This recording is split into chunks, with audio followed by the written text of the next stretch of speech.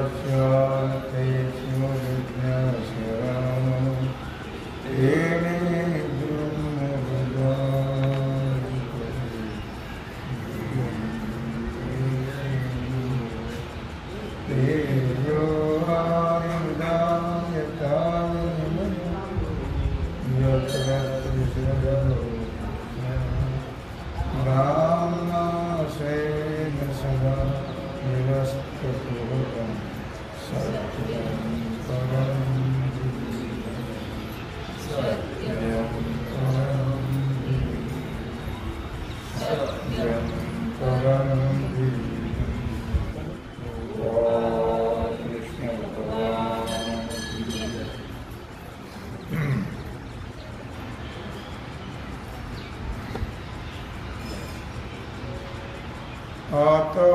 मृत्तिका त्यागे गतो तंतु त्यागे पटु त्यजे देवी वटु बीज त्यागी. भगवान सिद्धेश्वराच्या श्रीमद्रूपेनं श्री रुक्मिणी पांडुरंगाच्या चरणावर बसून श्री सद्गुरु ज्ञानेश्वर महाराज, श्री जगद्गुरु तुकाराम महाराज, श्री संत एकनाथ महाराज यांच्या चरण सानिध्यामध्ये आपण सर्वजण मिळून महान ग्रंथराज ज्ञानेश्वरीच्या 16व्या अध्यायाच्या 131 ओळीचा आपण विचार करतो आहोत. विषय आहे दैवी संपत्ती. आता मृत्तिका त्यागे घटो तंतु त्यागे पटो त्यजे देवी वटो बीज त्यागी. भगवान सांगतायत अर्जुन, त्याग, अक्रोधत्व झाल्यानंतर त्याग सांगतात. त्या त्यागाचं रूप तुला सांगतो अर्जुना, ऐक. मृत्तिका त्यागाने घट त्यागल्या जातो. वस्त्राचं मूळ दोरा आहे. दोऱ्याचा त्याग केला की वस्त्राचा त्याग होतो. अर्थात अशा प्रकारे भगवान अर्जुनाला त्याग सांगतात. बीजाचा त्याग केला की वृक्षाचा त्याग होतो. संपूर्ण वृक्ष त्या बीजामध्ये आहे. संपूर्ण वस्त्र त्या दोऱ्यामध्ये आहे आणि संपूर्ण घट त्या मातीमध्ये आहे. तेव्हा मातीचा त्याग केला की घटाचा त्याग, दोऱ्याचा त्याग केला की एकची तंतु नाना पंतो धोतर आणि दुगडे जगामध्ये ब्रह्म दिसे उघडे. एकची माते नाना भिंते रांगण आणि सुगडे जगामध्ये ब्रह्म दिसे उघडे. एकची सोने नाना लेणे बाळे आणि बुगडे जगामध्ये ब्रह्म दिसे उघडे. त्याग सांगता आहेत. मृत्तिका त्यागाने घटाचा त्याग होतो. दोऱ्याचा त्याग केला की वस्त्राचा त्याग होतो. बीजाचा त्याग केला की वृक्षाचा त्याग. की त्यजोनी भिंती मात्र त्यजिजे अवघेचे चित्र का निद्रा त्यागी विचित्र स्वप्न जाळ. भिंतीवर काढलेले चित्र त्यजोनी भिंती मात्र. भिंतीचा त्याग केला की चित्राचा त्याग.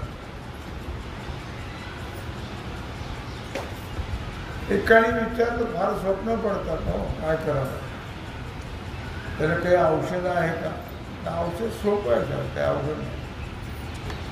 स्वप्न पडू नयेत असं जर वाटत असेल तर झोप घ्यायची नाही, संपला विषय. झोपायचं नाही म्हणजे स्वप्न पडत नाही. त्या चालता चालता स्वप्न पडतच नाही. का निद्रा त्यागी विचित्र स्वप्न जाळ, नाना जडत्यागी तरंग. लाटेचा जर त्याग करायचा असेल तर पाण्याचा त्याग करावा. पहा, पौर्णिमेपर्यंत सर्व आकाश ढगाने भरलेलं असतं आणि एवढं भरलेलं आकाश कोजागिरी पौर्णिमेच्या दिवशी स्वच्छ ढग निघून जातं. काय म्हटलं त्यानं? वर्षा त्यागे मेघ.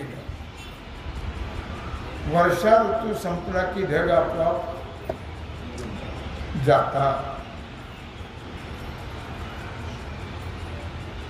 भोगाचा त्याग करायचा आहे. काय काय कोणते कोणते भोग सोडलं? भोग कशावर अवलंबून आहे? कशावर अवलंबून आहे भोग?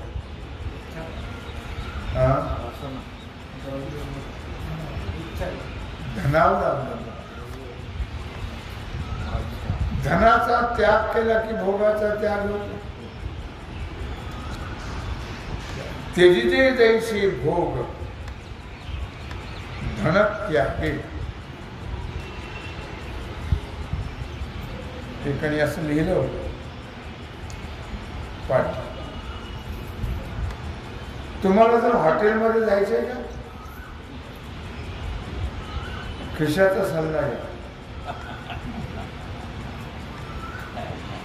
प्रत्येक तोंडाकडे बघायचं का? जाऊन खिशात पैसे असतील तर मजा, पैसे नसतील तर. त्यजिते जैसे भोग धनत्यागे. तेवी त्याप्रमाणे, या दोन चार उदाहरणाप्रमाणे, बुद्धिमंती देही अहंता सांडोणी पाही. सांडिजे आशेसही संसार जात. कारणाचा त्याग केला की कार्याचा त्याग होत असतो. कार्याचा त्याग करता येत नाही. सोनारने सगळे दागिने फेकायचे बाहेर नाही, फक्त सोनं टाकायचं झालं, दागिने आपोआप संपतात. तसं कारणाचा त्याग केला की कार्याचा त्याग होतो. संसाराला कारण काय आहे? संसाराला कारण आहे अहंता, मी आणि माझं. तो अभिमान टाकला की संसार संपला. अहंतेवर संसार अवलंबून आहे. अहंतेमुळे जन्म मरणाचं दुःख भोगावं लागतं. अभिमान गेला, काय म्हटलं? अभिमान गेला, तुका म्हणे देव झाला. अभिमान गेला की देव होतो. अभिमान आहे तर पण दुःख. सगळं या विकारावर अवलंबून आहे. म्हणून म्हटलं या ठिकाणी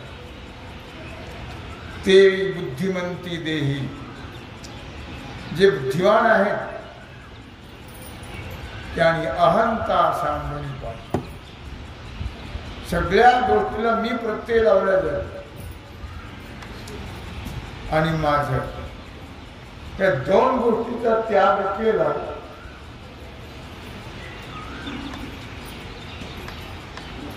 या दोन गोष्टीचा त्याग केला की संसार संपला.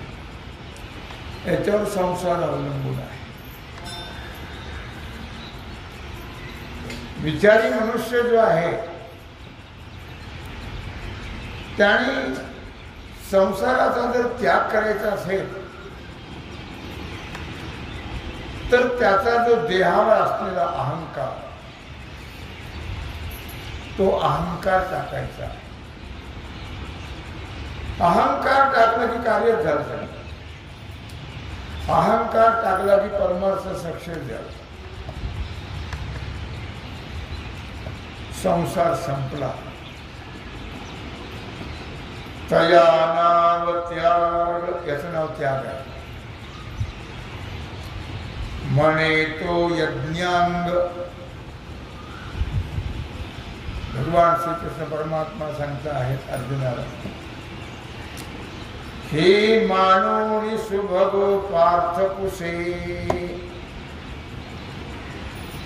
हे सगळी लक्षणं ऐकली दैवी संपत्तीची. शेवट त्याग ऐकला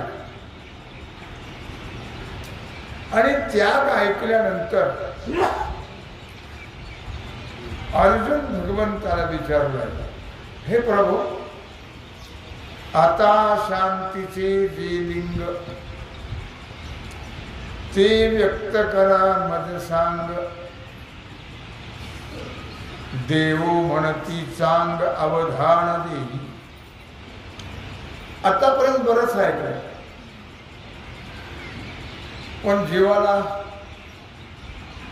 शांती मिळतच नाही. शांती परते नाही सुख येर अवघेचे दुःख. म्हणून शांती धरा तेने उतराल पैल तिरा. शांती परते नाही सुख येर अवघेचे दुःख. माणसं एकमेकाला सांगत असतात, सांगतात, स्वतः करत नाही. शांती धरावा, शांत राहा जावा. हो, त्यात सुख आहे शांतीमध्ये. तुम्ही शांत राहा, कसं समाधान प्राप्त होतं बघा. राहत नाही मनुष्य, सांगतो, उपदेश करत असतो. शांत रहा, तर काय करायचं आपल्याला, कोणता जाणे चमडा जाणे असं सांगत असतं. पण स्वतः शांत राहत नाही आहे मला. तेव्हा मी एकटाच राहतो म्हणून प्रश्नच निर्माण होत नाही. माझ्याकडे पाहायचं काही कारण नाही. मला 24 तास शांतीचे काही कारणच नाही. शाबास शाबास म्हणत राहायचं, खूप चांगलं, कसंही जातं उत्तम. ते संपलं विषय.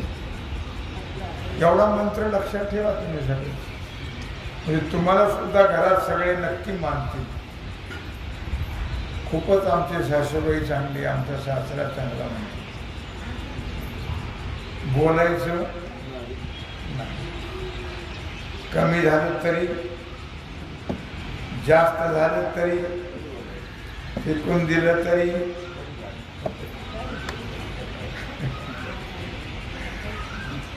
म्हाताऱ्या माणसाला खपत नाही.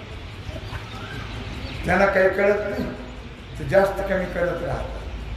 आणि उरलेलं ध्यानावर आम्ही असे दिवस काढले, तर तू काढले, आता नाही ना तसे. आता उगे शांत राहा ना. उगे सारखं त्या बेंडकुळी सारखं वाटवाट त्यासारखं नाही. शांत राहायचं. नुकसान होतं, तुझी होतं का? आता तू कमवते का? कोण कमवतंय? ते कमवतात, ते उडवतात, काय करते. पण आपल्याला बघवत सुद्धा बघवत नाही. दिवस काढणे, तू काढणे दिवस, आता नाही तसे.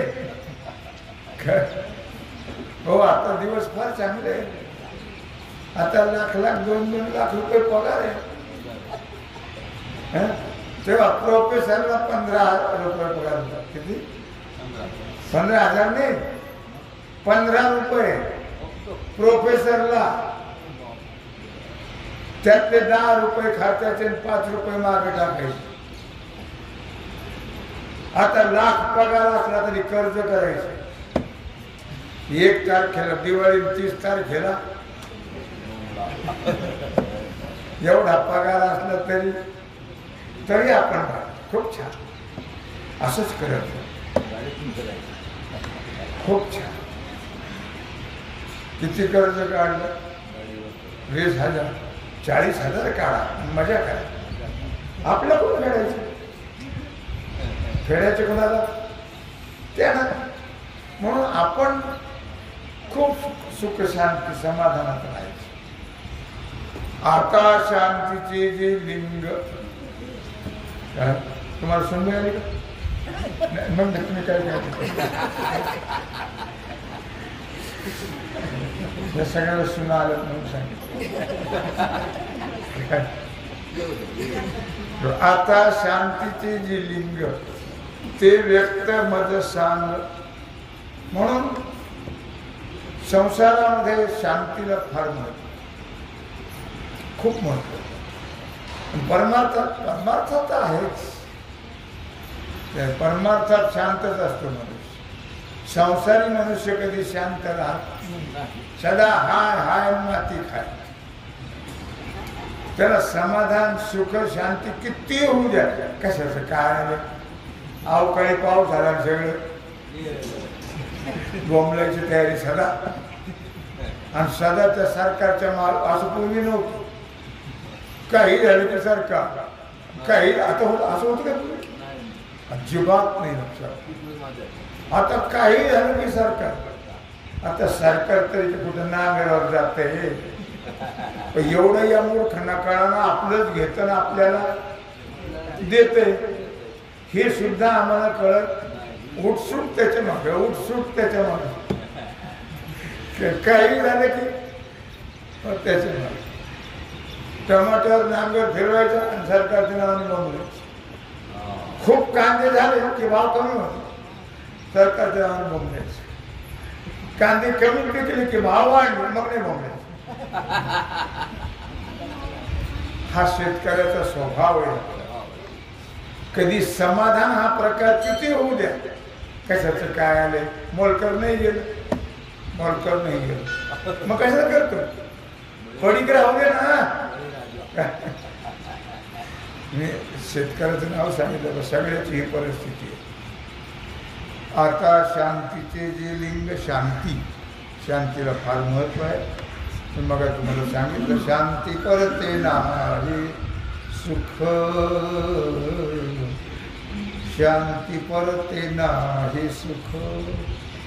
येर अवघेची दुःख मनवून शांती धरा, मनवून शांती धरा. तेने उतराल पहिलं तिरा, मनवून शांती धरा.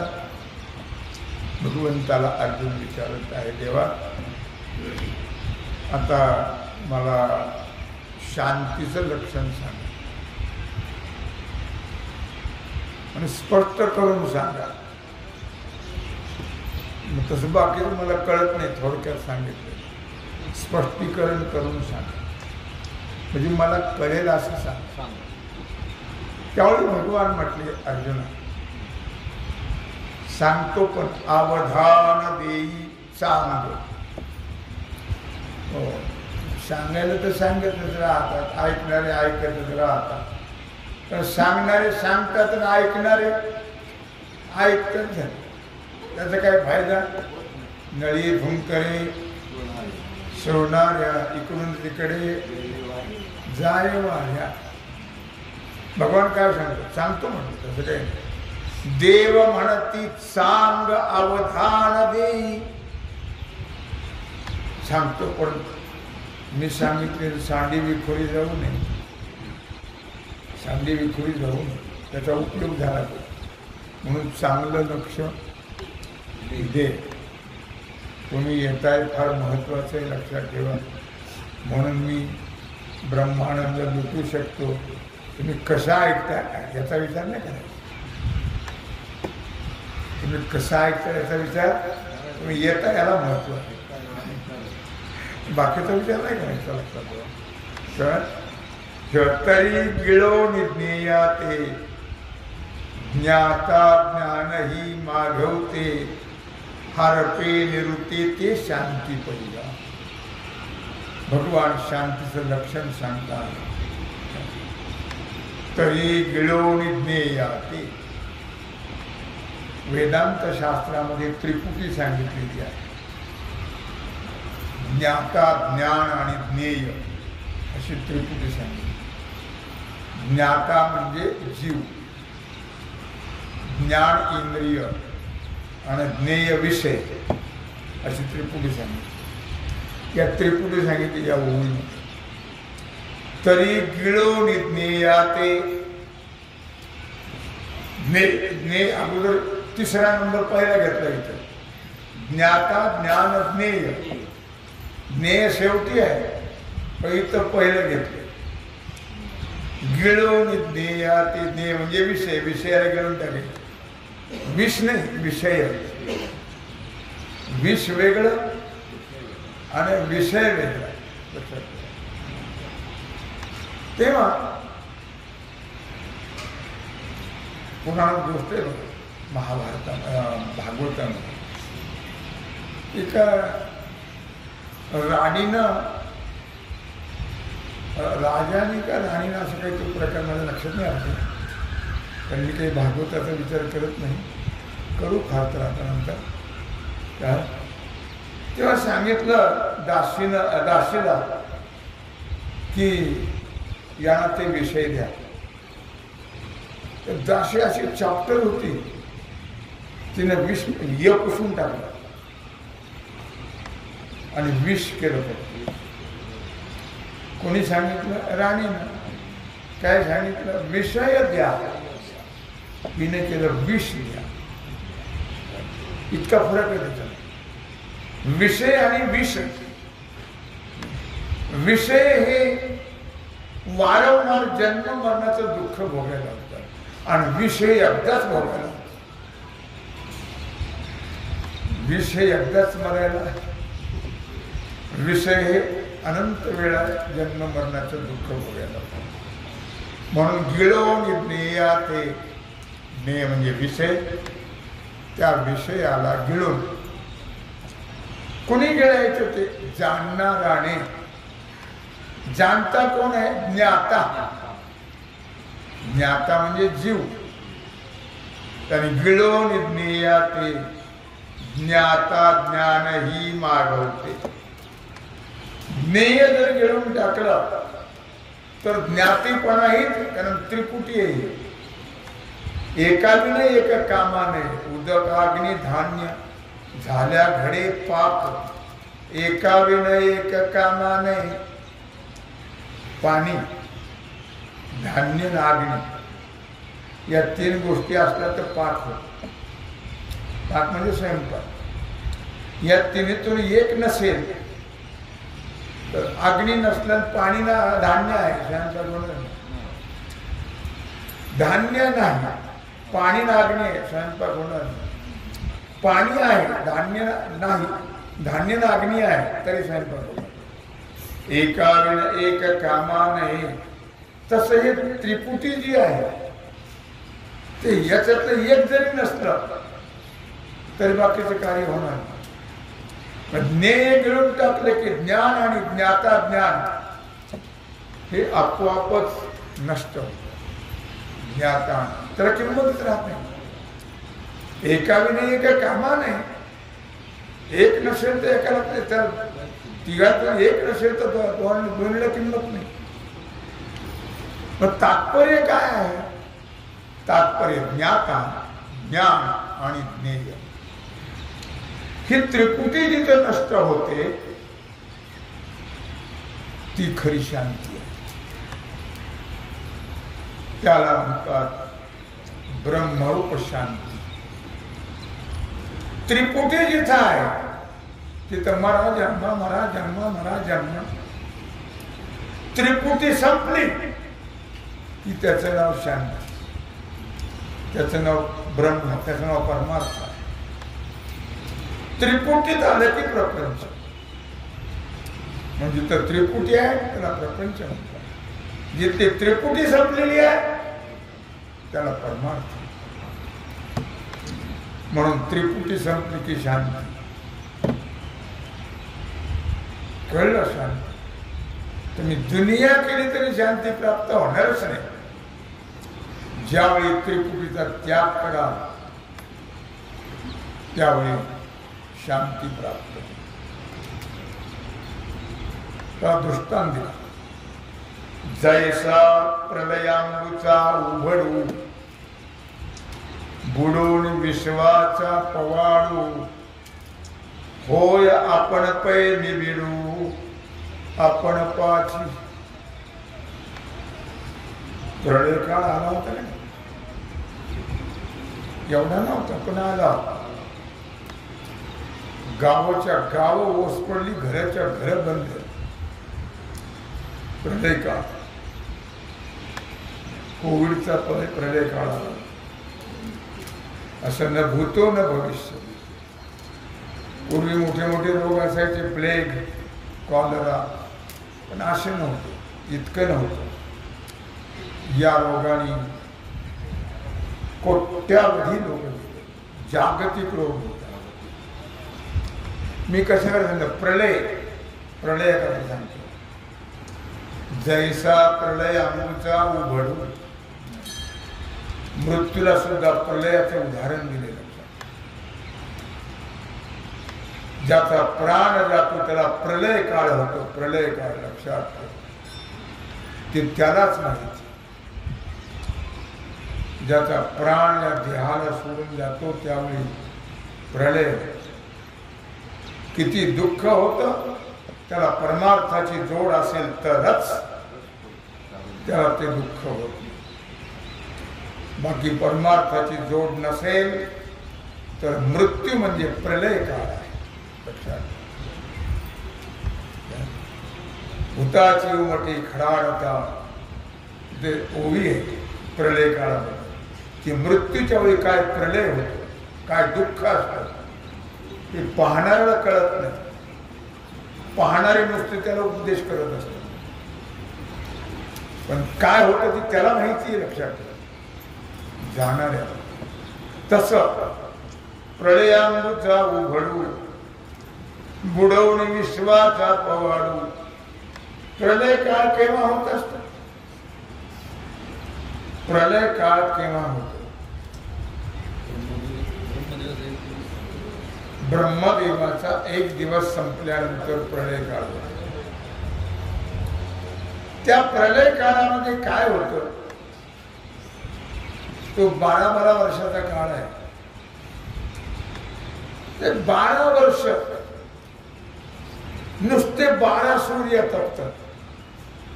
एक सूर्य तपतोय तर काय झाले? उष्माघाताने माणसं चालली. तिथं कोण याचा विचार नाहीये. लक्षात ठेवा. मग 12 सूर्य जेव्हा उगवतात तेव्हा काय परिस्थिती असेल? सगळं लाह्या होतात. लाह्या दगडाच्या काही राहत नाही, सगळं राख होतं. आणि मग 12 वर्ष नुसता वारा सुटतो. मग ते राख कुठे जातो कोणीच ठेव. सगळी राख उडून जाते, इतका वारा सुटतो. आणि 12 वर्ष नुसता पाऊस पडतो, मुसळधार हो हो हो. आणि मग सगळं जलमय, जिकडे तिकडे पाणीच. विश्व बुडून विश्वाचा पवाडू. हे सगळं जग कसंच राहणार? बुडून जायलाही राहत नाही. असा क्रम आहे त्याचा. अगोदर सूर्य 12 वर्ष, मग 12 वर्ष वारा, आणि मग 12 वर्ष पाऊस. त्यामुळे बुडायला काही राहतच नाही विश्व. इथं म्हटलंय बुडवून विश्वाचा पवाडू. हे सर्व पवाडू म्हणजे विस्तार. हा सर्व विश्वाचा विस्तार त्या प्रलय काळातल्या जळामध्ये बुडून नष्ट. होय आपण पे पे निबिलो आपण पाची. आणि ते आपण आपल्या ठिकाणी दाटलेला एक होऊन जात काही राहत. मग उघम ओघ सिंधू. काय सांगताय? काय सांगताय? काय सांगतात? शांती सांगतात. माझ्या लक्षात नव्हतं तुला विचारतो. मग उगम ओघ सिंधू हा नुरेची व्यवहार भेदू. परी जलैक्याचा बोधू तोही कवणा. मग नदीचा उगम राहतो का? प्रवाह राहतो का? समुद्र राहतो का? काहीच राहतो. बरं हे सगळं जलमय झाले. हे कोण पाहिलाय त्याला? जलैक्याचा बोधू तोही कवणा. हे सर्व विश्व जलमय झाले. हे पाहायला कोणी आहे का? कोणी नाही. तैसी ज्ञेया देता मिठी ज्ञातृत्व ही पडे पोटी. मग उरे ते किरीटी शांतीचे रूप. त्याच्याकरता असे कुठे नाही केले. तैसी ज्ञेया देता मिठी. तसं ज्ञेय परमार्थामध्ये ज्ञेय परमात्म्याला म्हटलेलं आहे. ज्ञेय म्हणजे परमात्मा. एकदा परमात्म्याची एकरूपता झाली, मिठी दिली म्हणजे एकरूप झालं की ज्ञातृत्व ही पळे पोटी.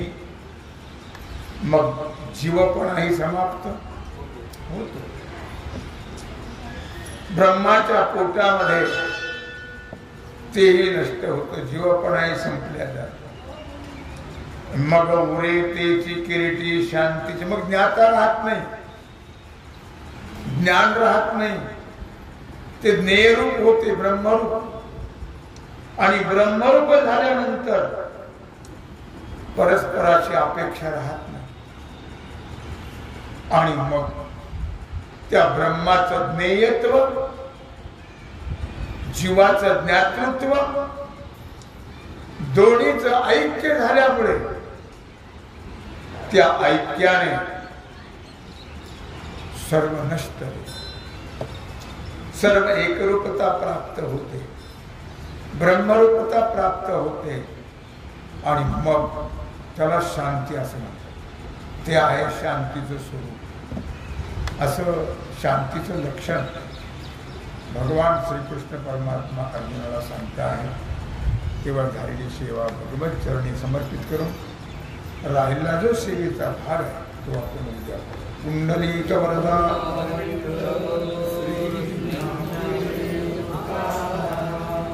ओम